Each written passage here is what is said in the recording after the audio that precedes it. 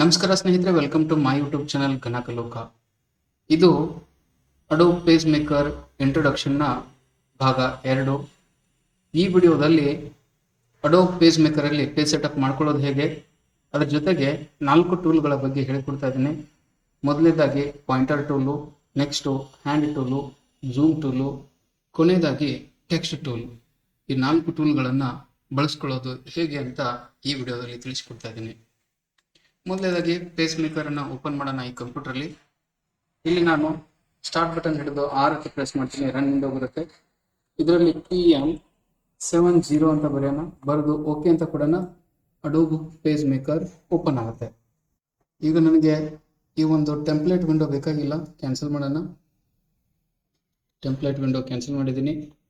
ಇಲ್ಲಿ ನನಗೆ adobe page maker window open ಆಗಿದೆ, ಅಪ್ಲಿಕೇಶನ್ ಓಪನ್ ಆಗಿದೆ. ಆದರೆ ಈ ವಿಂಡೋದಲ್ಲಿ ಪೇಪರ್ ಇಲ್ಲ. ಪೇಪರ್ ಬಿಟ್ಟು ಉಳಿದಂತೆ ಎಲ್ಲ ಟೂಲ್ಗಳಿದ್ದಾವೆ. ಯಾವ್ಯಾವ ಟೂಲ್ಗಳಿದ್ದಾವೆ ಅಂತ ನಾನು ನಿಮಗೆ ಕ್ವಿಕ್ ಆಗಿ ತಿಳಿಸ್ತೀನಿ. ಇಲ್ಲಿ ಅಡೋಬ್ ಪೇಜ್ ಮೇಕರ್ 70 ಅಂತ ಇದೆ, ಟೈಟಲ್ ಬಾರ್. ಇಲ್ಲಿ ಮೆನು ಬಾರ್ ಇದೆ, ಫೈಲು, ಎಡಿಟು, ಲೇಔಟ್, ಇವೆಲ್ಲ ಮೆನುಗಳು, ಮೆನು ಬಾರ್ ಅಂತ ಕರಿತೀವಿ. ಅದ್ರ ಕೆಳಗಡೆ ಸ್ಟ್ಯಾಂಡರ್ಡ್ ಟೂಲ್ ಬಾರ್ ಇದೆ. ಇಲ್ಲಿ ಟೂಲ್ ಬಾಕ್ಸ್ ಇದೆ, ಕಂಟ್ರೋಲ್ ಪ್ಯಾಲೆಟ್ ಇದೆ, ಹಾಗೆ ಇಲ್ಲಿ ಲೇಯರ್ ಪ್ಯಾಲೆಟ್ ಇದೆ, ನಂತರ ಇಲ್ಲಿ ಕಲರ್ ಪ್ಯಾಲೆಟ್ ಇದೆ. ಆದರೆ ಇಲ್ಲಿ ನಮ್ಗೆ ಏನಿಲ್ಲ ಅಂದರೆ ಜಸ್ಟ್ ಪೇಪರ್ ಇಲ್ಲ. ನಾವಿಲ್ಲಿ ಪೇಪರ್ನ ತಗೊಳ್ಳೋದು ಹೇಗೆ? ಫೈಲಲ್ಲಿ ಹೋಗ್ರಿ, ಫೈಲಲ್ಲಿ ಹೋಗಿ ನ್ಯೂ ಅಂತ ಕ್ಲಿಕ್ ಮಾಡಿ. ನ್ಯೂ ಅಂತ ಕ್ಲಿಕ್ ಮಾಡಿದರೆ ಇಲ್ಲಿ ನಮಗೆ ಡಾಕ್ಯುಮೆಂಟ್ ಸೆಟಪ್ ಅಂತ ಒಂದು ವಿಂಡೋ ಬರುತ್ತೆ. ಈ ಡಾಕ್ಯುಮೆಂಟ್ ಸೆಟಪ್ ಮುಖಾಂತರ ನಾವೇನು ಮಾಡ್ಬೋದು, ನಮ್ಗೆ ಬೇಕಾದ ಹಾಗೆ ಒಂದು ಪೇಜ್ ಸೆಟಪ್ನ ಮಾಡಿಕೊಂಡು ಡಾಕ್ಯುಮೆಂಟನ್ನು ಓಪನ್ ಮಾಡ್ಬೋದು. ಇಲ್ಲಿ ನಮಗೆ ಪೇಜ್ ಸೈಜ್ ಅಂತ ಕೇಳ್ತಾ ಇದೆ. ಪೇಜ್ ಸೈಜ್ ನಮ್ಗೆ ಯಾವ್ದು ಬೇಕು, ಇಲ್ಲಿ ರೆಡಿಮೇಡ್ ಒಂದಿಷ್ಟು ಸ್ಟ್ಯಾಂಡರ್ಡ್ ಪೇಜಸ್ ಇರ್ತವೆ. ನಿಮ್ಗೆ ಯಾವ್ದು ಬೇಕೋ ಅದನ್ನು ಸೆಲೆಕ್ಟ್ ಮಾಡ್ಕೋಬಹುದು. A4 ಅಂತ, A4 ಅಂತ ನಾವು ಕಾಮನ್ ಆಗಿ ಬಳಸುವಂಥ ಪೇಪರು, ಅದನ್ನು ಸೆಲೆಕ್ಟ್ ಮಾಡಿದ್ದೀನಿ. ಅದರದ್ದೊಂದು ಡೈಮೆನ್ಷನ್ ಕೊಟ್ಟಿದ್ದಾರೆ, ವಿಡ್ತ್ ಮತ್ತು ಹೈಟ್ ಎಷ್ಟೆಷ್ಟು ಇರುತ್ತೆ ಅಂತ. ನಿಮ್ಗೆ ಏನಾದರೂ ಕಸ್ಟಮೈಸ್ ಆಗಿ ನಿಮ್ಗೆ ಬೇಕಾದಂಥ ಒಂದು ಮೆಜರ್ಮೆಂಟ್ಸನ್ನು ಹಾಕೋಬೇಕಾದ್ರೆ ಅದನ್ನ ಇಲ್ಲಿ ಟೈಪ್ ಮಾಡಿ ಅದನ್ನು ಕೂಡ ಮಾಡ್ಕೋಬಹುದು. ಆನಂತರ ಈ ಒಂದು ಪೇಜ್ ಓರಿಯೆಂಟೇಷನ್ ಹೇಗಿರಬೇಕು, ಟಾಲ್ ಬೇಕು, ವೈಡ್ ಬೇಕು. ನೀವು ಹಿಂದೆ MS Word ಅಲ್ಲಿ ಕಲ್ತಿರ್ತೀರಾ. MS Word ಅಲ್ಲಿ ಟಾಲ್ ಅಂದ್ರೆ ಅದಕ್ಕೆ ಏನಂತ ಹೇಳ್ತಾ ಇರ್ತೀವಿ, ಪೋರ್ಟ್ರೇಟ್ ಅಂತ ಹೇಳ್ತೀವಿ. ವೈಡ್ ಅಂದ್ರೆ ಅದನ್ನ ಲ್ಯಾಂಡ್ಸ್ಕೇಪ್ ಅಂತ ಕರಿತಾ ಇರ್ತೀವಿ. ಈ ಟಾಲ್ ಅಂತ ನಾವು ಓರಿಯೆಂಟೇಷನ್ ತಗೊಂಡ್ರೆ ಪೇಪರ್ದು ಹೈಟ್ ಜಾಸ್ತಿ ಇರುತ್ತೆ. ವೈಡ್ ಅಂತ ತಗೊಂಡ್ರೆ ಪೇಪರ್ದು ಅಗಲ ಜಾಸ್ತಿ ಇರುತ್ತೆ. ನಾರ್ಮಲ್ ಆಗಿ ನಾವು ಟಾಲ್ ಅನ್ನುವಂಥ ಒಂದು ಓರಿಯೆಂಟೇಷನ್ ತಗೊಳ್ತೀವಿ. ಅದ್ರ ನಂತರ ಇಲ್ಲಿ ಆಪ್ಷನ್ಸ್ ಅಂತ ಇದೆ, ಡಬಲ್ ಸೈಡೆಡ್ ಮತ್ತು ಫೇಸಿಂಗ್ ಫೇಸಸ್ ಅಂತ. ಡಬಲ್ ಸೈಡೆಡ್ ಅಂತ ತಗೊಳ್ಳೋಣ. ಮೊದಲಿಗೆ ಡಬಲ್ ಸೈಡ್ ಅಂದ್ರೆ ನಮಗೆ ಲೆಫ್ಟ್ ರೈಟು 2 ಪೇಜಸ್ ಕೂಡಿ ಬರ್ತವೆ. ಆನಂತರ ನಂಬರ್ ಆಫ್ ಪೇಜಸ್ ಅಂತಿದೆ. ನಂಬರ್ ಆಫ್ ಪೇಜಸ್ ಇಲ್ಲಿ 1 ಅಂತ ಕೊಟ್ಟಿದ್ದಾರೆ. ನನಗೆ ನಾರ್ಮಲ್ ಆಗಿ 10 ಅಂತ ತಗೊಳ್ತೀನಿ. ನಾರ್ಮಲ್ ಆಗಿ ಒಂದೇ ತಗೊಳ್ತಿರ್ತಾರೆ, ಆದರೆ ಇಲ್ಲಿ ನಿಮಗೆ ತೋರಿಸ್ಲಿಕ್ಕೆ ಡಬಲ್ ಸೈಡೆಡ್ ಹೇಗಿರುತ್ತೆ ಅಂತ ತೋರಿಸ್ಲಿಕ್ಕೆ ನಾನು 10 ಪೇಜಸ್ನ ತಗೊಳ್ತೀನಿ. ಸ್ಟಾರ್ಟ್ ಪೇಜ್ ನಂಬರ್ 1, ಇಲ್ಲಿ 1 ಅಂತ ತಗೊಂಡಿದ್ದೀವಿ. ನಂತರ ಇದರಲ್ಲಿ ಮಾರ್ಜಿನ್ಸ್ ಹೇಗಿರ್ತವೆ ಡಬಲ್ ಸೈಡ್ ಪೇಜಸ್ ಅಲ್ಲಿ, ಇನ್ಸೈಡು, ಔಟ್ಸೈಡು, ಟಾಪು, ಬಾಟಮ್ ಅಂತ ಇರ್ತವೆ. ಅದಕ್ಕೆ ಇಲ್ಲಿ ಡಿಫಾಲ್ಟ್ ಆಗಿ ಒಂದಿಷ್ಟು ಮೆಜರ್ಮೆಂಟ್ಸ್ ಕೊಟ್ಟಿದ್ದಾರೆ, ಮಾರ್ಜಿನ್ಸ್ ಎಷ್ಟು ಅಂತ. ನಾವು ಬೇಕಿದ್ರೆ ಎಲ್ಲ ಕಡೆ ಬೇಕಾದಂಥ ಮಾರ್ಜಿನ್ಸ್ನ ಇಟ್ಕೋಬಹುದು. ನಾನು ಸುತ್ತಲೂ ಎಲ್ಲ ಕಡೆ 1 ಅಂತ ಇಟ್ಕೊಳ್ತೀನಿ. ಒಂದೊಂದು ಮಾರ್ಜಿನ್ಸ್ ಅಂತ ಇಟ್ಕೊಳ್ಳೋಣ. ಸುತ್ತಲೂ 1 ಇಂಚ್ ಮಾರ್ಜಿನ್ಸ್ ತಗೊಳ್ತಾ ಇದ್ದೀನಿ. 1, ಹಾಗೆ 1. ಇನ್ಸೈಡ್, ಔಟ್ಸೈಡ್, ಟಾಪ್, ಬಾಟಮ್ ಎಲ್ಲ ಕಡೆ 1 ಇಂಚ್ ಮಾರ್ಜಿನ್ಸ್ ಇಟ್ಕೊಂಡಿದ್ದೀನಿ. ಇಲ್ಲಿ ಟಾರ್ಗೆಟ್ ಔಟ್ಪುಟ್ ರೆಸಲ್ಯೂಷನ್ 300 ಅಂತಿದೆ, ಡಿಫಾಲ್ಟ್ ಆಗಿ ಬಂದಿರುತ್ತೆ. ಇಷ್ಟೇ ಇರಲಿ, ಓಕೆ ಅಂತ ಕೊಡೋಣ. ನಾವು ಈಗ ಒಂದು ಏನು ಸೆಟಪ್ ಮಾಡಿದ್ದೀವಿ ಆ ರೀತಿಯಾಗಿ ಇಲ್ಲಿ ಪೇಜು ಓಪನ್ ಆಗಿದೆ. ಇಲ್ಲಿ ನನಗೆ ಕಾಣಿಸ್ತಾ ಇರೋದೇನು, 1 ಪೇಜ್ ಕಾಣಿಸ್ತಾ ಇದೆ. ನಾನು ಆದ್ರೆ ತಗೊಂಡಿದ್ದೆಷ್ಟು 10 ಪೇಜಸ್. ಉಳಿದಂತ 9 ಪೇಜಸ್ ಎಲ್ಲಿದ್ದಾವೆ ಅಂತ ನೋಡೋದಾದ್ರೆ ಅದು ಇಲ್ಲಿ ಲೆಫ್ಟ್ ಅಲ್ಲಿ ಕಾರ್ನರ್ ಅಲ್ಲಿ ಕಾಣಿಸ್ತಾ ಇದೆ ನೋಡಿ. ಇಲ್ಲಿ ಪೇಜ್ ನಂಬರ್ ಕಾಣಿಸ್ತಾ ಇದೆ. ಈಗ ಇಲ್ಲಿ ತೋರಿಸ್ತಾ ಇರೋದು ಮೊದಲನೇ ಪೇಜು 1 ಅಂತ ಇಲ್ಲಿ ಬ್ಲಾಕ್ ಕಲರ್ ಅಲ್ಲಿ ತೋರಿಸ್ತಾ ಇದೆ. ಇದು 1ನೇ ಪೇಜ್ ಅನ್ನ ನಾವು ಓಪನ್ ಮಾಡಿದೀವಿ ಅಂತ. ನೆಕ್ಸ್ಟ್ 2, 3 ಅಂತ ಕ್ಲಿಕ್ ಮಾಡಿ 2, 3 ಇದು ಡಬಲ್ ಸೈಡೆಡ್ ಆಗಿ ಕಾಣಿಸ್ತಾ ಇದೆ. 4, 5, 6, 7, 8, 9 ಹಾಗೆ 10 ಕೊನೆ ಪೇಜು ಸಿಂಗಲ್ ಆಗಿ ಕಾಣಿಸುತ್ತೆ. ಫಸ್ಟ್ ಪೇಜು ಮತ್ತು ಕೊನೆ ಪೇಜು 2 ಕೂಡ ಸಿಂಗಲ್ ಆಗಿ ಕಾಣಿಸ್ತಾ ಇದ್ದಾವೆ. ಕಾರಣ ಈ 10 ಪೇಜ್ ತಗೊಂಡಿದ್ದೀವಿ ಅಂದ್ರೆ ಇದೊಂದು ಬುಕ್ಲೆಟ್ ಅಂತ ಇಲ್ಲಿ ಕನ್ಸಿಡರ್ ಆಗುತ್ತೆ. ಮೊದಲನೇ ಪೇಜ್ ಏನಾಗಿರುತ್ತೆ ಸಿಂಗಲ್ ಆಗಿರುತ್ತೆ, ಅದು ಫ್ರಂಟ್ ಪೇಜ್ ಆಗಿರ್ಬೋದು. ಇನ್ನು ಕೊನೆ ಪೇಜ್ ಏನಾಗಿರುತ್ತೆ ಹಿಂದಿನ ಪೇಜು ಅಂದ್ರೆ ಬ್ಯಾಕ್ ಪೇಜ್ ಆಗಿರುತ್ತೆ, ಬ್ಯಾಕ್ ಕವರ್ ಪೇಜ್ ಆಗಿರುತ್ತೆ, ಅದು ಸಿಂಗಲ್ ಆಗಿ ಕಾಣಿಸುತ್ತೆ. ಇನ್ನು ಬುಕ್ ಓಪನ್ ಮಾಡಿದಾಗ ನಮ್ಗೆ ಏನು ಡಬಲ್ ಸೈಡೆಡ್ ಕಾಣಿಸ್ತವೆ, ಲೆಫ್ಟ್ ಟು ರೈಟ್ 2 ಪೇಜ್ ಕಾಣಿಸ್ತವೆ. ಆ ರೀತಿ ಇಲ್ಲಿ 2, 3, 4, 5, 6, 7, 8, 9 ಕಾಣಿಸ್ತಾ ಇದ್ದಾವೆ. ಓಕೆ, ಇಲ್ಲಿ ನಮಗೆ ಇನ್ಸೈಡ್ ಮಾರ್ಜಿನ್ ಯಾವುದು? ಇಲ್ಲಿ ಸ್ನೇಹಿತರೆ ಇಲ್ಲಿ ನಾನು ಮೌಸ್ ಪಾಯಿಂಟರ್ನ ಅಬ್ಸರ್ವ್ ಮಾಡಿ, ಇವೆರಡೂ ಕೂಡ ಇನ್ಸೈಡ್ ಮಾರ್ಜಿನ್ ಆಗಿರ್ತವೆ. ಇನ್ನು ಇಲ್ಲಿ ಮೇಲ್ಗಡೆ ಇರೋದು ಮೇಲ್ಗಡೆ ಇರೋದು ಟಾಪ್ ಮಾರ್ಜಿನ್, ಈ ಕೆಳಗಡೆ ಇರೋದು ಬಾಟಮ್ ಮಾರ್ಜಿನ್. ಔಟ್ಸೈಡ್ ಮಾರ್ಜಿನ್ ಅಂದರೆ ಈ ಪೇಪರ್ ಲೆಫ್ಟ್ ಸೈಡಲ್ಲಿರುವಂಥ ಪೇಪರ್ನ ಕೊನೆ ಮತ್ತು ರೈಟ್ ಸೈಡಲ್ಲಿರುವಂಥ ಈ ಪೇಪರ್ನ ಕೊನೆ, ಇವೆರಡು ಔಟ್ಸೈಡ್ ಮಾರ್ಜಿನ್ಸ್ ಆಗಿರ್ತವೆ. ಓಕೆ, ನೆಕ್ಸ್ಟು ಇಲ್ಲಿ ಡಬಲ್ ಸೈಡ್ ಬಂದಿದ್ದಾವೆ, ನಮ್ಗೆ ಡಬಲ್ ಸೈಡ್ ಬೇಡ, ಸಿಂಗಲ್ ಪೇಜಸ್ ಆಗಿರಬೇಕು. ಅದಕ್ಕೆ ಏನು ಮಾಡೋದು, ಫೈಲಲ್ಲಿ ಹೋಗೋಣ. ಫೈಲಲ್ಲಿ ಹೋಗಿ ನನಗೆ ಹೊಸ ಪೇಜ್ ತಗೊಳಕ್ ಬೇಕಾಗಿಲ್ಲ, ಇಲ್ಲಿ ಇರುವಂಥ ಒಂದು ಪೇಜನ್ನೇ ನಾನು ಮಾಡಿಫೈ ಮಾಡಬೇಕು ಅಥವಾ ಅಲ್ಟ್ರೇಷನ್ ಮಾಡ್ಕೋಬೇಕು. ಅದಕ್ಕೆ ಏನು ಮಾಡೋದು, ಡಾಕ್ಯುಮೆಂಟ್ ಸೆಟಪ್ ಅಂತ ಕ್ಲಿಕ್ ಮಾಡೋಣ. ಇರುವಂಥ ಒಂದು ಡಾಕ್ಯುಮೆಂಟ್ಸನ್ನೇ ಚೇಂಜಸ್ ಮಾಡಬೇಕಾದ್ರೆ ನೇರವಾಗಿ ಡಾಕ್ಯುಮೆಂಟ್ ಸೆಟಪಲ್ಲಿ ಹೋಗಿ ನಾವು ಮೊದಲು ಡಬಲ್ ಸೈಡೆಡ್ ತೊಗೊಂಡಿದ್ದೀವಿ, ಈಗ ಡಬಲ್ ಸೈಡ್ ಬೇಡ, single page. Double side cancel ಮಾಡಿದರೆ ಅದು ಫೇಸಿಂಗ್ ಪೇಜಸ್ ಅಂತ ಬರ್ತವೆ ಸಿಂಗಲ್ ಆಗಿ. ಓಕೆ ಅಂತ ಕೊಡೋಣ.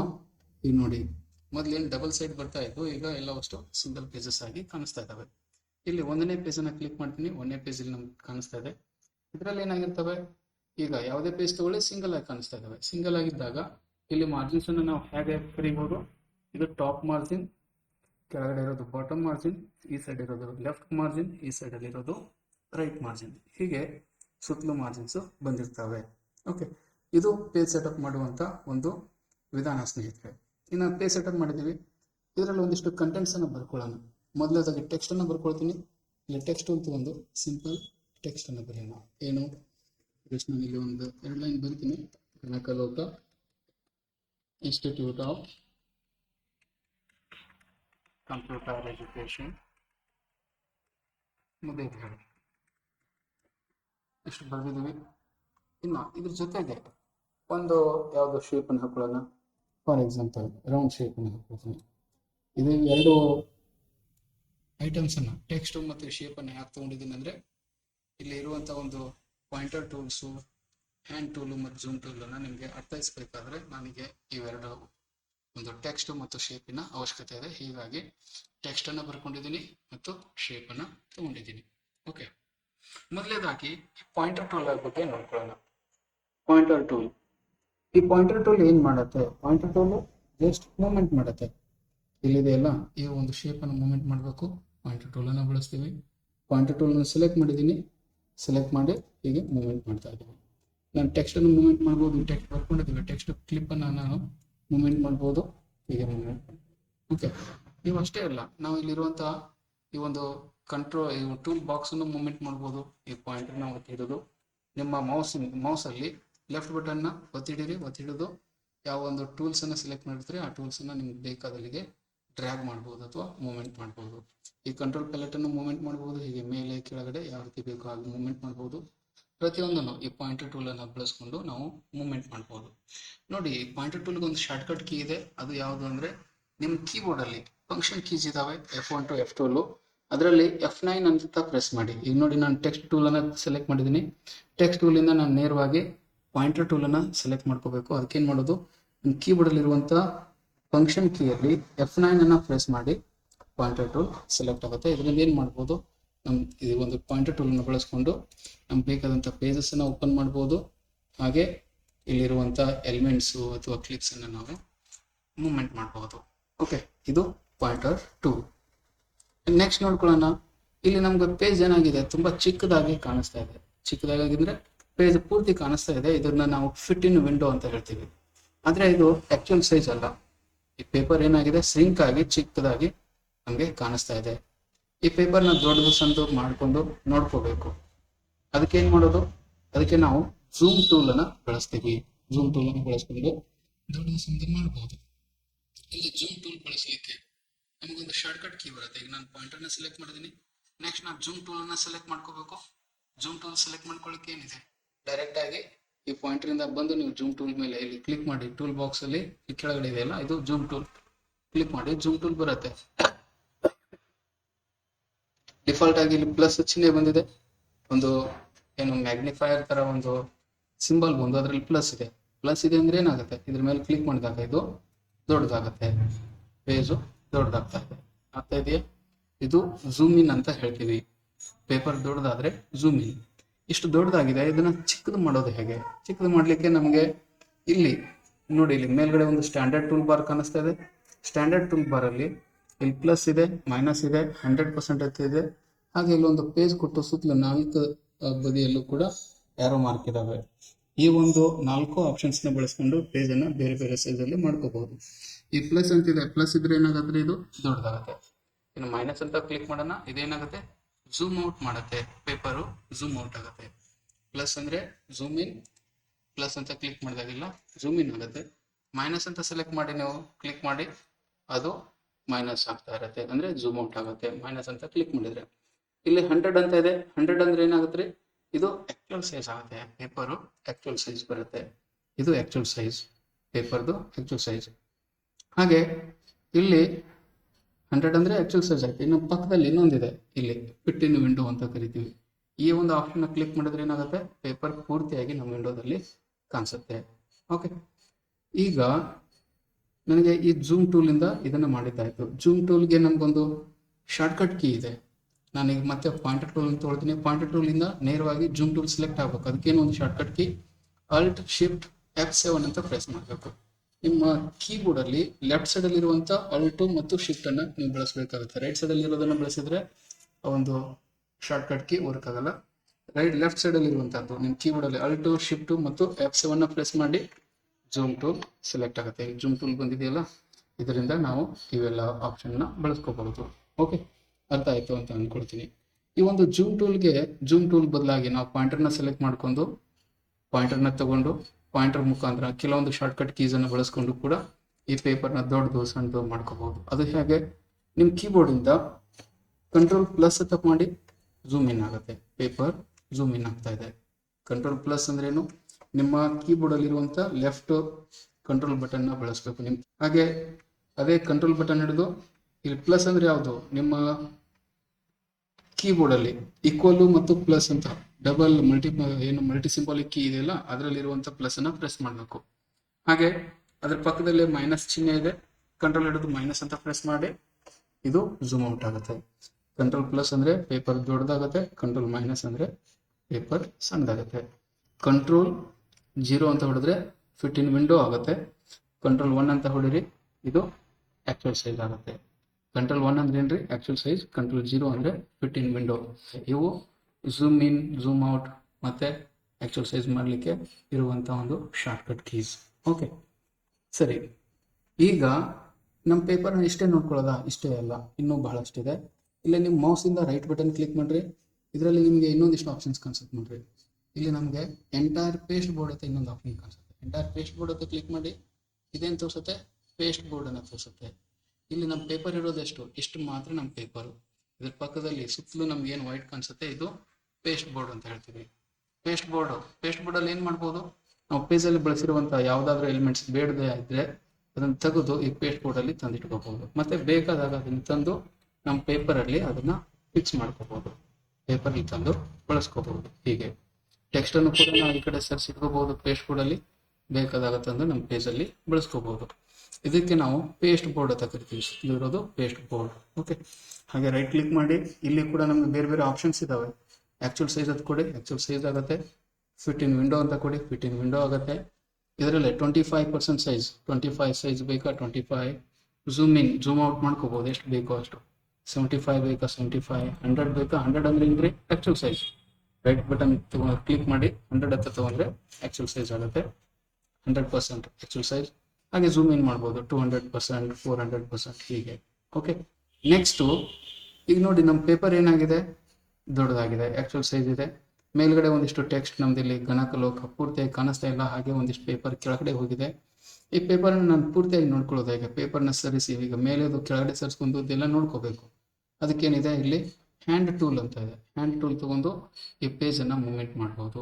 ಯಾವಾಗೆಲ್ಲ ನೀವು ಈ ಹ್ಯಾಂಡ್ ಟೂಲನ್ನು ಬಳಸಬೇಕಾಗುತ್ತೋ ಅವಾಗ ನಿಮ್ಮ ಕೀಬೋರ್ಡಲ್ಲಿ ಲೆಫ್ಟ್ ಸೈಡಲ್ಲಿರುವಂಥ Alt ಬಟನ್ ಹಿಡಿದು ನಿಮ್ಮ ಮೌಸಲ್ಲಿ ಲೆಫ್ಟ್ ಬಟನ್ನ ಒತ್ತಿ ಹಿಡಿಬೇಕು. ಒತ್ತಿ ಹಿಡಿದು ನಿಮ್ಮ ಪೇಜನ್ನು ಯಾವ ರೀತಿ ಬೇಕಾದರೂ ಮೂವ್ಮೆಂಟ್ ಮಾಡ್ಬೋದು. ಓಕೆ, ಇದು ಶಾರ್ಟ್ಕಟಲ್ಲಿ Alt ಬಟನ್ನ ಒತ್ತಿ ಹಿಡಿದು ನಿಮ್ಮ ಮೌಸ್ ಪಾಯಿಂಟರ್ನ ಮೌಸಲ್ಲಿ ಮಾಡಿದ್ರೆ ಲೆಫ್ಟ್ ಬಟನ್ನ ಒತ್ತಿ ಹಿಡಿದು ಹೀಗೆ ಮೂವ್ಮೆಂಟ್ ಮಾಡ್ಕೋಬೋದು. ಇದು ಹ್ಯಾಂಡ್ ಟೂಲ್ ಬಳಸುವಂಥ ಇನ್ನೊಂದು ಮೆಥಡ್. ನೇರವಾಗಿ ಹ್ಯಾಂಡ್ ಟೂಲ್ ಮೇಲೇ ಕ್ಲಿಕ್ ಮಾಡಿ, ಈಗ ಯಾವುದೋ ಒಂದು Alt ಬಟನ್ ಯಾವುದೋ ಒತ್ತಿ ಹಿಡಿಯುವಂಥ ಅವಶ್ಯಕತೆ ಇಲ್ಲ, ಹಾಗೆ ನೀವು ನೇರವಾಗಿ ಮೂವ್ಮೆಂಟ್ ಮಾಡ್ಬೋದು. ಅಥವಾ ಯಾವುದೋ ಒಂದು ಟೂಲ್ ಬಳಸ್ತಾ ಇರ್ತೀರಿ, ಇಮಿಡಿಯೇಟ್ ಆಗಿ ನಾನು ಪೇಜನ್ನು ಮೂವ್ಮೆಂಟ್ ಮಾಡಬೇಕಾಗಿರುತ್ತೆ, ಅವಾಗ ಏನು ಮಾಡೋದು, ನಿಮ್ಮ ಕೀಬೋರ್ಡಲ್ಲಿ Alt ಬಟನ್ ಒತ್ತಿ ಹಿಡೋದು ಹೇಗೆ ಡ್ರ್ಯಾಗ್ ಮಾಡ್ಬೋದು. ಇದರಿಂದ ನಾವು ಪೇಜನ್ನು ಯಾವ ಡೈರೆಕ್ಷನ್ಗೆ ಬೇಕೋ ಆ ಡೈರೆಕ್ಷನ್ಲಿ ಮೂವ್ಮೆಂಟ್ ಮಾಡ್ಕೋಬೋದು. ಅರ್ಥ ಆಯ್ತಾ? ನೆಕ್ಸ್ಟ್ ಇನ್ನು ಟೆಕ್ಸ್ಟ್ ಟೂಲ್ ಬಗ್ಗೆ ನೋಡ್ಕೊಳ್ಳೋಣ. ಟೆಕ್ಸ್ಟ್ ಟೂಲ್ ಬೇಕು ಅಂದರೆ ನಾವೇನು ಮಾಡ್ಬೇಕ್ರಿ? ಟೆಕ್ಸ್ಟ್ ಟೂಲ್ಗೆ ಒಂದು ಶಾರ್ಟ್ಕಟ್ ಕೀ ಇದೆ. Alt Shift F1 ಅಂತ ಪ್ರೆಸ್ ಮಾಡಿ ಟೆಕ್ಸ್ಟ್ ಟೂಲ್ ಬರುತ್ತೆ. ಇದು ಟೆಕ್ಸ್ಟ್ ಟೂಲನ್ನು ಸೆಲೆಕ್ಟ್ ಮಾಡ್ಕೊಳ್ಳಿಕ್ಕಿರುವಂಥ ಶಾರ್ಟ್ಕಟ್ ಕೀ. ಅಥವಾ ನೀವು ಮೌಸ್ ಪಾಯಿಂಟರ್ ಇತ್ತು ಅಂದರೆ ಅದರಿಂದ ಯಾವುದೇ ಟೂಲ್ ಬಳಸ್ತಾ ಇದ್ರು ಡೈರೆಕ್ಟಾಗಿ ಟಿ ಅಂತ ಕ್ಲಿಕ್ ಮಾಡಿದ್ರೆ ಟೆಕ್ಸ್ಟ್ ಟೂಲ್ ಬರುತ್ತೆ. ನಾವು ಯಾವಾಗ ಟೆಕ್ಸ್ಟ್ ಟೂಲನ್ನು ಬಳಸ್ತಾ ಇರ್ತೀವಿ, ಟೆಕ್ಸ್ಟ್ ಟೂಲ್ ಸೆಲೆಕ್ಟ್ ಮಾಡಿದಾಗ ಅದಕ್ಕೆ ಸಂಬಂಧಪಟ್ಟಂಥ ಎಲ್ಲ ಆಪ್ಷನ್ಸು ಈ ಕಂಟ್ರೋಲ್ ಪ್ಯಾಲೆಟಲ್ಲಿ ಕಾಣಿಸುತ್ತೆ. ಸ್ನೇಹಿತರೆ, ಈಗಾಗಲೇ ಇಲ್ಲಿ ಒಂದಿಷ್ಟು ಟೆಕ್ಸ್ಟ್ ಇದೆ. ಇದ್ರ ಜೊತೆಗೆ ನಾನು ಇನ್ನೊಂದಿಷ್ಟು ಟೆಕ್ಸ್ಟನ್ನು ಬರ್ಕೊಳ್ತೀನಿ. ಅದು ರೆಡಿಮೇಡ್ ಟೆಕ್ಸ್ಟು, ಬೇರೆ ಒಂದು ಕಡೆಯಿಂದ ನಾನು ಕಾಪಿ ಪೇಸ್ಟ್ ಮಾಡ್ತಾ ಇದ್ದೀನಿ. ಇಲ್ಲಿ ಕಂಟ್ರೋಲ್ ವಿ ಅಂತ ಕೊಡ್ತೀನಿ, ಪೇಸ್ಟ್ ಆಗುತ್ತೆ. ಸರಿ, ಈಗ ಈ ಟೆಕ್ಸ್ಟ್ ಟೂಲನ್ನು ಬಳಸ್ಕೊಂಡು ನಾವು ಈ ಒಂದು ಟೆಕ್ಸ್ಟನ್ನು ಫಾರ್ಮ್ಯಾಟ್ ಮಾಡೋದು ಹೇಗೆ ಅಂತ ತಿಳ್ಕೊಳ್ಳೋಣ. ನೋಡಿ, ನಾವು ಯಾವಾಗೆಲ್ಲ ಟೆಕ್ಸ್ಟ್ ಬರ್ಕೊಳ್ತೀವೋ ಅದರಿಂದ ಏನಾಗುತ್ತೆ, ಒಂದೊಂದು ಟೆಕ್ಸ್ಟ್ ಕ್ಲಿಪ್ ಕ್ರಿಯೇಟ್ ಆಗ್ತವೆ. ನಾವು ಇದೇ ಒಂದು ಇರುವಂಥ ಒಂದು ಟೆಕ್ಸ್ಟ್ ಕ್ಲಿಪ್ಪಲ್ಲಿ ಕಂಟಿನ್ಯೂ ಮಾಡಬೇಕಂದ್ರೆ ಅದ್ರ ಪಕ್ಕದಲ್ಲಿ ಇಟ್ಕೊಂಡು ಮತ್ತೆ ಏನು ಬೇಕೋ ಅದನ್ನು ಬರೀತಾ ಹೋದರೆ ಅದೇ ಟೆಕ್ಸ್ಟ್ ಕ್ಲಿಪ್ಪಲ್ಲಿ ಒಂದು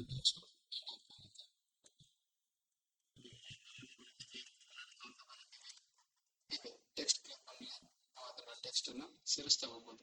ಅಥವಾ ಪ್ರತಿ ಬಾರಿ ನೀವು ಟೆಕ್ಸ್ಟ್ ಟೂಲನ್ನು ತಗೊಂಡು ನೀವು ಕ್ಲಿಕ್ ಮಾಡಿ ಬರಿತಾ ಹೋದರೆ ಅದೆಲ್ಲ ಏನಾಗುತ್ತೆ, ಹೊಸ ಕ್ಲಿಪ್ ಆಗಿ ಕ್ರಿಯೇಟ್ ಆಗ್ತಾ ಇರುತ್ತೆ. ಇಲ್ಲಿ ನೋಡಿ, ಇಲ್ಲೊಂದಿಷ್ಟು ಬರದೆ, ಇದೊಂದು ಹೊಸ ಕ್ಲಿಪ್ ಆಯಿತು, ಇದೊಂದು ಹೊಸ ಕ್ಲಿಪ್ ಆಗಿದೆ, ಇದೊಂದು ಬೇರೆ ಕ್ಲಿಪ್ ಆಗಿದೆ. ಓಕೆ, ಇದಕ್ಕೆ ನಿಮಗೆ ಯಾವ ರೀತಿ ಅವಶ್ಯಕತೆ ಇರುತ್ತೋ ಆ ರೀತಿ ನೀವು ಮಾಡ್ಕೋಬಹುದು. ಒಂದೇ ಕ್ಲಿಪ್ಪಲ್ಲೇ ಬೇಕು ಅಂದರೆ ಅದೇ ಟೆಕ್ಸ್ಟಲ್ಲೇ ನೀವು ಕರ್ಸರ್ ಪ್ಲೇಸ್ ಮಾಡಿ ಬೇಕಾದ ಹಾಗೆ ಬರಿತಾ ಹೋಗ್ಬೋದು. ಬೇರೆ ಬೇರೆ ಸಪ್ರೇಟ್ ಆಗಿ ಬೇಕಾಗಿತ್ತು ಅಂದರೆ ಸಪ್ರೇಟ್ ಆಗಿ ಕ್ಲಿಕ್ ಮಾಡಿ ನೀವು ಆ ಒಂದು ಟೆಕ್ಸ್ಟ್ ಕ್ಲಿಪ್ಪನ್ನು ಕ್ರಿಯೇಟ್ ಮಾಡ್ಕೋಬಹುದು. ಓಕೆ, ಇಲ್ಲಿ ಟೆಕ್ಸ್ಟನ್ನು ಸೆಲೆಕ್ಟ್ ಮಾಡ್ತಾ ಇದ್ದೀನಿ. ಮಾಡಿದಾಗ ಇಲ್ಲಿ ನಮಗೆ ಕಂಟ್ರೋಲ್ ಪ್ಯಾಲೆಟ್ ಇದೆ. ಕಂಟ್ರೋಲ್ ಪ್ಯಾಲೆಟಿಂದ ನಾವೇನು ಮಾಡ್ಬೋದು, ಈ ಒಂದು ಟೆಕ್ಸ್ಟ್ ಬೇರೆ ಯಾವ ಸ್ಟೈಲಲ್ಲಿ ಬೇಕೋ ಆ ಸ್ಟೈಲಲ್ಲಿ ಫಾಂಟ್ಸನ್ನು ತಗೋಬೋದು. ಫಾಂಟ್ಸ್ ಇಲ್ಲಿ ಗೋಥಿಕ್ UI ಅಂತ ತೊಗೊಂಡಿದ್ದೀವಿ. ಈ ಒಂದು ಸ್ಟೈಲ್, ಈ ಒಂದು ಫಾಂಟ್ ಸೈಜ್ ಎಷ್ಟಿರಬೇಕು ಸೈಜನ್ನು ನಾವಿಲ್ಲಿ ಸೆಲೆಕ್ಟ್ ಮಾಡ್ಕೋಬೋದು. 14 ಅಂತ ಮಾಡಿದ್ದೀವಿ. ಈ ಟೆಕ್ಸ್ಟ್ ಏನಾಗಿದೆ, ನಾರ್ಮಲ್ ಆಗಿದೆ.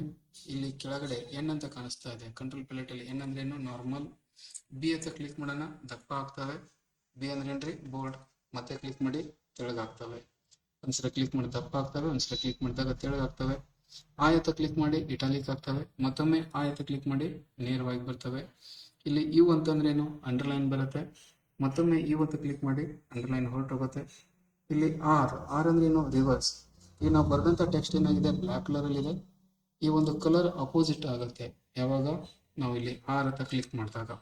ಆರ್ ಅಂತಂದ್ರೇನು, ರಿವರ್ಸ್. ಯಾವ ಕಲರ್ ಇತ್ತೋ ಆ ಕಲರ್ ಅಪೋಸಿಟ್ ಅಲ್ಲಿ ಅದು ಕನ್ವರ್ಟ್ ಆಗಿರುತ್ತೆ. ಮತ್ತೆ ಆರ್ ಅಂತ ಕ್ಲಿಕ್ ಮಾಡೋಣ, ಮತ್ತೆ ಆರ್ ಅಂತ ಕ್ಲಿಕ್ ಮಾಡಿದ್ರೆ ಅದು ನಮಗೆ ನಾರ್ಮಲ್ ಟೆಕ್ಸ್ಟ್ ಆಗಿ ಬಂದಿರುತ್ತೆ. ಆರ್ ಆಗಿದೆ. ನೆಕ್ಸ್ಟ್ ಇಲ್ಲಿ ಕ್ಯೂ ಅಂತ ಇದೆ. ಕ್ಯೂ ಅಂತ ಇದ್ದು ಅದ್ರ ಮೇಲೆ ಒಂದು ಲೈನ್ ಇದೆ. ಇದನ್ನು ನಾವೇನು ಕರಿತೀವಿ, ಸ್ಟ್ರೈಕ್ ಥ್ರೂ ಅಂತ ಕರಿತೀವಿ. ಇದ್ರ ಮೇಲೆ ಕ್ಲಿಕ್ ಮಾಡಿ ಸ್ಟ್ರೈಕ್ ಥ್ರೂ ಅಂದರೆ ಅಕ್ಷರದ ಮಧ್ಯದಲ್ಲಿ ಗೆರೆ ಬರುತ್ತೆ. ಮತ್ತೆ ಅದ್ರ ಮೇಲೆ ಕ್ಲಿಕ್ ಮಾಡಿ ನಾರ್ಮಲ್ ಆಗುತ್ತೆ. ಇಲ್ಲಿ ನಮಗೆ 2 ಸಿ ಇದಾವೆ, ಬಿಗ್ ಕ್ಯಾಪಿಟಲ್, ಸ್ಮಾಲ್ ಕ್ಯಾಪಿಟಲ್ ಅಂತ ಹೇಳ್ತೀವಿ. ಈ ಸಣ್ಣ ಸಿ ಮೇಲೆ ಕ್ಲಿಕ್ ಮಾಡಿ ಎಲ್ಲ ಸ್ಮಾಲ್ ಕ್ಯಾಪಿಟಲ್ಸ್ ಆಗ್ತವೆ. ಈ ದೊಡ್ಡ ಸಿ ಏನಿದ್ರು ಅನ್ನೋದ್ರ ಮೇಲೆ ಕ್ಲಿಕ್ ಮಾಡಿ ಎಲ್ಲ ಬಿಗ್ ಕ್ಯಾಪಿಟಲ್ ಆಗ್ತವೆ. ಮತ್ತು ಅದ್ರ ಮೇಲೆ ಕ್ಲಿಕ್ ಮಾಡಿ ಮೊದಲು ಹೇಗಿತ್ತು ನಾರ್ಮಲ್ ಟೆಕ್ಸ್ಟು ಆ ರೀತಿಯಾಗಿ ಇಲ್ಲಿ ಕಾಣಿಸುತ್ತೆ. ನೆಕ್ಸ್ಟು ಇಲ್ಲಿ ನಾನು ಒಂದಿಷ್ಟು ಟೆಕ್ಸ್ಟನ್ನು ಬರೀತೀನಿ. H2O ಅಂತ, H2O ಬರೆದಿದ್ದೀವಿ. ಈ ಅಕ್ಷರನ ಸ್ವಲ್ಪ ದೊಡ್ಡದು ಮಾಡಿ ತೋರಿಸ್ತೀನಿ ನಿಮಗೆ. ದೊಡ್ಡದು ಮಾಡಿದ್ದೀವಿ. ಇಲ್ಲಿ ನೋಡಿ, ನಮಗೆ ಈ 2 ಅನ್ನೋದು ಕೆಳಗಡೆ ಬರಬೇಕು. ಅದನ್ನು ನಾವು ಸಬ್ಸ್ಕ್ರಿಪ್ಟ್ ಅಂತ ಕರಿತೀವಿ. 2 ಸೆಲೆಕ್ಟ್ ಮಾಡಿದ್ದೀನಿ. ಈ ಕಂಟ್ರೋಲ್ ಪ್ಯಾಲೆಟಲ್ಲಿ ಇಲ್ಲಿ ಎಸ್ ಕೆಳಗಡೆ ಕ್ಲಿಕ್ ಮಾಡ್ತೀನಿ, ಸಬ್ಸ್ಕ್ರಿಪ್ಟ್ ಆಗುತ್ತೆ. ಇಲ್ಲಿ ಮೇಲೆ ಆರೋ ಮಾರ್ಕ್ ಮೇಲ್ಗಡೆ ಒಂದು ಎಸ್ ಇದೆ, ಅದ್ರ ಮೇಲೆ ಕ್ಲಿಕ್ ಮಾಡಿದರೆ ಅದು ಸೂಪರ್ಸ್ಕ್ರಿಪ್ಟ್ ಆಗುತ್ತೆ. ಮತ್ತು ಅದ್ರ ಮೇಲೆ ಕ್ಲಿಕ್ ಮಾಡಿ ನಾರ್ಮಲ್ ಆಗುತ್ತೆ.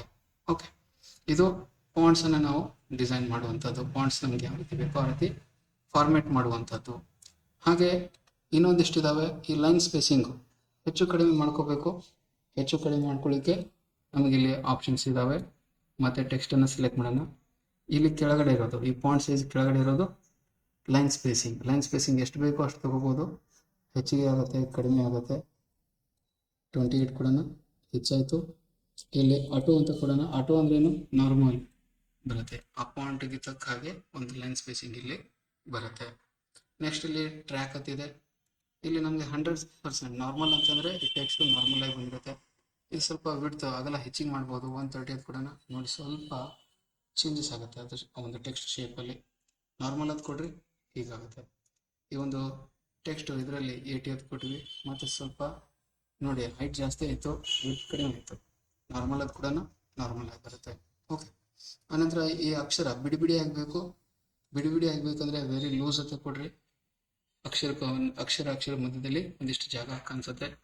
ನಾವು ನಾರ್ಮಲ್ ಅದು ಕೂಡ ನಾರ್ಮಲ್ ಅಂದರೆ ನಾರ್ಮಲ್ ನಾವೇನು ಟೈಪ್ ಮಾಡ್ತೀವೋ ಹಾಗೆ ಬರುತ್ತೆ. ಇನ್ನು ನಾವು ಅಕ್ಷರ ಒಂದಕ್ಕೊಂದು ಹತ್ತಿ ಬರಬೇಕು, ವೆರಿ ಟೈಟ್ ಅದು ಕೊಡಿ. ಅಕ್ಷರ ಒಂದಕ್ಕೊಂದು ಹತ್ತಿ ಬರ್ತವೆ. ಅಬ್ಸರ್ವ್ ಮಾಡ್ತಾ ಇದ್ದೀರಾ ಅಂತ ಅನ್ಕೊಳ್ತೀನಿ. ನಾರ್ಮಲ್ ಅಂತ ಕ್ಲಿಕ್ ಮಾಡಿ ಈ ಟೆಕ್ಸ್ಟ್ ನಾರ್ಮಲ್ ಆಗುತ್ತೆ. ಓಕೆ, ಹಾಗೆ ಈ ಟೆಕ್ಸ್ಟ್ ಕ್ಲಿಪ್ ಅನ್ನು ನಾವು ವೇರಿಯೇಷನ್ಸ್ ಮಾಡ್ಬೋದು. ಇಲ್ಲಿ ನೋಡ್ರಿ, ಈಗ ಈ ಒಂದು ಟೆಕ್ಸ್ಟ್ ಕ್ಲಿಪ್ ಲೆಫ್ಟ್ ಇಂದ ರೈಟ್ ಸೈಡ್ಗೆ ನಾವು ಬರ್ದಿದ್ದೀವಿ. ಇದು ಮಿರರ್ ಇಮೇಜ್ ಆಗಬೇಕು. ಈ ಕ್ಲಿಪ್ ಹಾರಿಜೆಂಟಲ್ ಅಂತ ಮೇಲ್ಗಡೆ ಎಫ್ ಕಾಣಿಸ್ತಾ ಇದೆಯಲ್ಲ, ಕ್ಲಿಪ್ ಹಾರಿಜೆಂಟಲ್ ಅಂತ ನೋಡ್ರಿ, ಮಿರರ್ ಇಮೇಜ್ ಆಗಿ ಕಾಣಿಸ್ತಾ ಇದೆ. ಮತ್ತು ಅದ್ರ ಮೇಲೆ ಕ್ಲಿಕ್ ಮಾಡಿ ನಾರ್ಮಲ್ ಆಗಿ ಬರುತ್ತೆ. ಇಲ್ಲಿ ಕೆಳಗಡೆ ಇರೋದು ಎಫ್ ಒಂದು ನೇರವಾಗಿದೆ, ಇನ್ನೊಂದು ತಲೆ ತೆಳಗಾಗಿ ಏನು ಹೇಳ್ತೀವಿ, ಕ್ಲಿಪ್ ವರ್ಟಿಕಲ್ ಅಂತ ಹೇಳ್ತೀವಿ. ಇದನ್ನು ಕ್ಲಿಕ್ ಮಾಡಿ ಇದು ತಲೆ ತೆಳಗಾಗಿ, ಈಗ ಸೀದಾ ಇರೋದು ಮೇಲೆ ಹೋಯ್ತು, ತಲೆ ತೆಳಗಾಗಿ ಬಂದಿದೆ. ಓಕೆ, ಮತ್ತು ಅದ್ರ ಮೇಲೆ ಕ್ಲಿಕ್ ಮಾಡಿ ಸ್ಟ್ರೇಟ್ ಆಗಿ ಬರುತ್ತೆ. ಇವು ಕಂಟ್ರೋಲ್ ಪ್ಯಾಲೆಟಲ್ಲಿ ಇರುವಂಥ ಒಂದು ಫಾರ್ಮ್ಯಾಟಿಂಗ್ ಆಪ್ಷನ್ಸು, ಟೆಕ್ಸ್ಟ್ಗೆ ಸಂಬಂಧಪಟ್ಟಂಥದ್ದು. ಅರ್ಥ ಆಗಿದೆ ಅಂತ ಅಂದ್ಕೊಳ್ತೀನಿ. ನೆಕ್ಸ್ಟು ಇದಕ್ಕೆ ಸಂಬಂಧಪಟ್ಟಾಗೆ ಒಂದಿಷ್ಟು ಶಾರ್ಟ್ಕಟ್ ಕೀಸನ್ನು ಹೇಳ್ತೀನಿ ಟೆಕ್ಸ್ಟಿಗೆ ಸಂಬಂಧಪಟ್ಟಂಥದ್ದು. ನೋಡಿ, ನಾನು ಈಗ ಸೆಲೆಕ್ಟ್ ಮಾಡಿರುವಂಥ ಟೆಕ್ಸ್ಟ್ ಪ್ಯಾರಾಗ್ರಾಫ್ ಏನಾಗಿದೆ, ಲೆಫ್ಟ್ ಅಲೈನ್ ಆಗಿದೆ. ಇದನ್ನು ನಾನು ಸೆಂಟರ್ ಮಾಡಬೇಕು. ನಿಮ್ಮ ಕೀಬೋರ್ಡಲ್ಲಿ ಲೆಫ್ಟ್ ಸೈಡಲ್ಲಿ ಇರುವಂಥ ಕಂಟ್ರೋಲ್ ಶಿಫ್ಟನ್ನು ಹಿಡೀರಿ. ಆನಂತರ ಸಿ ಅಂತ ಪ್ರೆಸ್ ಮಾಡಿ. ನಿಮ್ಮ ಕೀಬೋರ್ಡಲ್ಲಿ ಸಿ ಅಂತ ಪ್ರೆಸ್ ಮಾಡಿದ್ರೆ ಸೆಂಟ್ರಲ್ ಲೈನ್ ಆಗುತ್ತೆ. ಆರ್ ಅಂತ ಪ್ರೆಸ್ ಮಾಡಿ, control shift R right align ಆಗುತ್ತೆ. ಕಂಟ್ರೋಲ್ ಶಿಫ್ಟ್ ಎಲ್ ಅಂತ ಟೈಪ್ ಮಾಡಿ, ಸೆಂಟರ್ ಲೆಫ್ಟ್ ಅಲೈನ್ ಆಗುತ್ತೆ. ಹಾಗೆ ಕಂಟ್ರೋಲ್ ಶಿಫ್ಟ್ ಬಿ ಅಂತ ಪ್ರೆಸ್ ಮಾಡಿ ಬೋಲ್ಡ್ ಆಗ್ತವೆ. ಕಂಟ್ರೋಲ್ ಶಿಫ್ಟ್ ಬಿ ಅಂತ ಮತ್ತೊಮ್ಮೆ ಪ್ರೆಸ್ ಮಾಡಿ ತೆಳಗಾಗ್ತವೆ. ಕಂಟ್ರೋಲ್ ಶಿಫ್ಟ್ ಐ ಅಂತ ಪ್ರೆಸ್ ಮಾಡಿ ಇಟಾಲಿಕ್ ಆಗ್ತವೆ. ಕಂಟ್ರೋಲ್ ಶಿಫ್ಟ್ ಐ ಅಂತ ಮತ್ತೊಮ್ಮೆ ಪ್ರೆಸ್ ಮಾಡಿದ್ರೆ ನೇರವಾಗಿ ಬರ್ತವೆ. ಕಂಟ್ರೋಲ್ ಶಿಫ್ಟ್ ಯು ಅಂತ ಪ್ರೆಸ್ ಮಾಡಿ ಅಂಡರ್ಲೈನ್ ಬರುತ್ತೆ. ಮತ್ತೊಮ್ಮೆ ಕಂಟ್ರೋಲ್ ಶಿಫ್ಟ್ ಯು ಅಂತ ಪ್ರೆಸ್ ಮಾಡಿದ್ರೆ ಅಂಡರ್ಲೈನ್ ಹೊರಟೋಗುತ್ತೆ. ಆನಂತರ ಈ ಅಕ್ಷರ ಇನ್ನೂ ಚಿಕ್ಕದಾಗಿದ್ದಾವೆ, ಸ್ವಲ್ಪ ದೊಡ್ಡದು ಮಾಡಬೇಕು. ಕಂಟ್ರೋಲ್ ಶಿಫ್ಟ್ ಇಲ್ಲಿ ಗ್ರೇಟರ್ ದೆನ್ ಅಂತ ಸಿಂಬಲ್ ಇದೆ, ಅದನ್ನು ಪ್ರೆಸ್ ಮಾಡಿ ಅಕ್ಷರ ದೊಡ್ಡದಾಗ್ತವೆ. ಹಾಗೆ ಕಂಟ್ರೋಲ್ ಶಿಫ್ಟ್ ಸ್ಮಾಲರ್ ದೆನ್ ಅಂತ ಪ್ರೆಸ್ ಮಾಡಿ ಅಕ್ಷರ ಸಣ್ಣದಾಗಿ ಕಾಣಿಸ್ತವೆ, ಸಣ್ಣದಾಗಿ ಬರ್ತವೆ. ದೊಡ್ಡದು ಸಣ್ಣದು ಮಾಡ್ಕೋಬಹುದು. ಇದು ಸ್ನೇಹಿತರೆ ಟೆಕ್ಸ್ಟ್ ಟೂಲ್ಗೆ ಸಂಬಂಧಪಟ್ಟಂತ ಒಂದಿಷ್ಟು ಫಾರ್ಮ್ಯಾಟಿಂಗ್ ಆಪ್ಷನ್ಸು. ಇಲ್ಲಿ ನಮಗೆ ಡಿಫಾಲ್ಟ್ ಆಗಿ ನಾನು ಈ ಒಂದು ಟೆಕ್ಸ್ಟ್ ಟೂಲ್ ತಗೊಂಡು ಎಲ್ಲಾದ್ರೂ ನಾನು ಕ್ಲಿಕ್ ಮಾಡಿದ್ರೆ ಇಲ್ಲಿ ನಿಮಗೆ ಟೈಮ್ಸ್ ನ್ಯೂ ರೋಮನ್ ಹೇಳಿ ಬೇಕಿದೆ. ಇದರಲ್ಲಿ ಸ್ಟೈಲನ್ನು ನಾನು ಪರ್ಮನೆಂಟಾಗಿ ಚೇಂಜ್ ಮಾಡ್ಕೋಬೇಕು. ಏನು ಮಾಡೋದು, ಈ ಕ್ಯಾರೆಕ್ಟರ್ ಸ್ಪೆಸಿಫಿಕೇಶನ್ ಚೇಂಜಸ್ ಮಾಡ್ಕೋಬೇಕಾಗುತ್ತೆ.